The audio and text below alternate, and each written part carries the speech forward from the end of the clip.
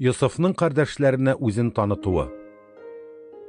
Йосыф, күңелендә ташыган уй-хисләрдән үз-үзен тыя алмыйча, янында басып торган чит кешеләргә чыгып китегез моннан дип кычкырды. Шунлыктан үзен кардәшләренә танытканда, аның янында читләрдән инде бер кеше дә юк иде. Ул каты тавыш белән елап җибәрде. Аның елаган тавышын хәтта мисырлылар да ишеттеләр. Хәбәре исә шундук Фиргаун йортына да барып җитте. Мин Йосыф дип белдерде ул кардәшләренә. Әтием исән саумы? Ләкин кардәшләре авыз ачып сүз әйтә алмадылар. Чөнки алар тәмам аптырап калганнар иде. Миңа якынрак килегез диде Йосыф. Кардәшләре якынлашкач, сезнең тарафтан Мисырга сатылган Йосыф мин дип өстәде. Ләкин мине монда сатып җибәрүегез өчен хәсрәт чигеп, үкенеп газапланмагыз. Чөнки сез инсаннарның гомерләрен саклап калу өчен Аллаһы мине монда сездән алданрак күндерде. Җир йөзендә инде менә 2 ел кытлык хөкем сөрә. Алда тагы 5 елы бар. Ул 5 ел эчендә чәчү дә, уру да булмаячак. Аллаһы сезнең нәсел тыкымнарыгызны җир йөзендә калдырыр өчен һәм җаннарыгызны бөек афәттән йолып алыр өчен алдан ук күндерде мине монда. Димәк, мине монда җибәрүче сез түгел, Аллаһыдыр. Аллаһы мине монда Фиргаунга киңәшче ата, аның бөтен ил йорты белән идарә итүче хуҗа, бөтен Мисыр мәмләкәте җирләренә хөкемдар итеп кылды. Тизрәк атам янына кайтыгыз да аңа, угылың Йосыф булай диде. Аллаһы мине бөтен Мисыр мәмләкәте җирләренә хөкемдар кылды. Вакытны сузмыйча яныма килеп җит. Син Гөшен җирләрендә яшәрсең. Үзең дә, угылларың да, угылларыңның балалары да, мал туар көтүләрең һәм кул астындагы бар нәрсәң минем янәшәмдә булырсыз. Йорттың гаиләң белмәсен өчен мин барысын эшләрмен. Сине монда карап ризыкландырып торырмын. Чөнки әле тагын 5 ел кытлык дәвам итәчәк диегез. Барыгыз алдында, энем Биньяминның күз алдында сезгә мин әйткән, минем авызымнан чыккан сүзләр бу. Атама, сез минем Мисырда нинди шөһрәт казануымны, үзегез күргәннәрнең бөтенесен сөйләп бирегез һәм атамны тизрәк монда алып килегез. Шулай дип, Йосыф энесе Биньяминның муенына сарылып елап җибәрде. Биньямин дә күз яшьләрен агызган хәлдә абысына сарылды. Йосыф йыглый-йыглый кардәшләренең һәрберсен кочагына алып үпте. Соңра кардәшләре аның белән әңгәмә кырып җибәрделәр. Йосыф янына кардәшләре килү хәбәре Фиргаун сарайына да барып җиткән иде. Фиргаун үзе һәм сарай хезмәтчеләре бу хәбәрне хуш күреп кабул иттеләр.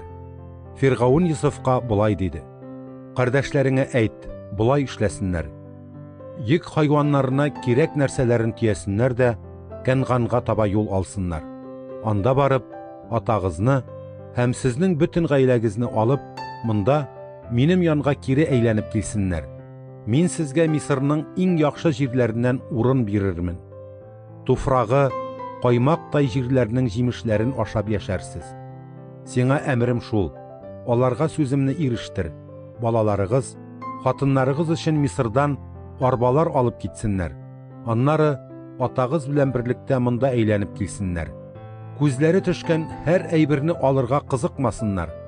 Чөнки Мисырда яхшы ни нәрсә бар, һәммәсе аларныкы булыр." Исраилнең угыллары нәкъ шулай эшләргә булдылар. Фиргаунның әмрен үтәп, Йосыф үзенең кардәшләренә арбалар бирде, юл өчен җитәрлек азык-төлек белән тәэмин итте. Һәр кайсына алыштырып кияр өчен 1 кат кием бирде. Биньямингә исә 5 кат алмаш киемнән тыш 300 көмеш тә өстәде. Шулай ук Йосыф атасына дип Мисырның иң затлы әйберләрен тиягән 10 ата ишәк һәм юл хаҗәтләре өчен икмәк, азык-төлек тиягән 10 ана ишәк күндерде. Кардәшләрен узатканда Йосыф аларга: "Юлда гауга чыгармагыз" дип калды. Йосыфның кардәшләре шулай Мисырны калдырып, Кәнган җиренә аталары Якуб янына әйләнеп кайттылар. Якубка Йосыф исән дип белдерделәр. Ул хәзер бөтен Мисыр мәмләкәтенең хөкемдары диделәр. Якуб траташтай катып калган иде. Угылларының сүзләренә аның ышанасы килмәде. Угыллары аңа: Йосыфның бөтен әйткән сүзләрен кабатлап аңлатырга тырыштылар. Бары шуннан соң, һәм үзен Мисырга алып китәр өчен Йосыф җибәргән арбаларны күргәч кенә, аталары Якубка җан керде. Булды, тәмам, диде Якуб. Угылым Йосыф исән, әҗәлем килгәнче, мин аны барып күрәчәкмен әле. Якубның Мисырга күченеп килүе. Якуб үзенең бар мал-мөлкәтен алып юлга чыкты. Бер шыбада туктап, атасы Исхакның алласына багышлап корбаннар китерде. Төнлә исә Исраилнең күз алдында Аллаһы күренеп, Якуб, Якуб дип өн салды. Мин тыңлыйм дип җавап бирде Якуб. Аллаһ әйтте: Мин Аллаһы, атаңның Алласымын диде. Курыкма, Мисырга күчеп кит.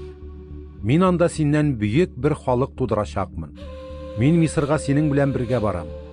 Соңра сине аннан алып чыгучы да мин булырмын. Йосыф үз куллары белән синең күзләреңне йомдырыр. Бер шыбадан Якуб янә кузгалды. Исраилнең угыллары Фиргавун җибәргән арбаларга үзләренең балаларын, хатыннарын һәм Якубның үзен утыртып Мисырга таба юлларын дәвам иттерделәр. Канганда туплаган бар мал-мөлкәтне һәм бөтен мал-туарны алар үзләре белән алганнар иде. Шул рәвешчә Якуб үзенең бөтен оруг нәселен, угылларын, кызларын һәм онык туруннарын үзе белән бергә Мисыр җиренә алып килде. Якуб Яһүдәне Йосыф янына җибәреп, Гөшенгә бару юлын алдан белешеп куйган иде. Алар Гөшенгә килеп җитәрәк, Йосыф та арбасын җиктереп, атасы Исраилне каршылар өчен Гөшенгә килде. Атасын күрүгә ул атлыгып, аның муенына барып сарылды һәм кочагында бик озак үксеп елады. Инде үләргә дә була, йөзеңне күрдем, син исән, диде Исраил Йосыфка.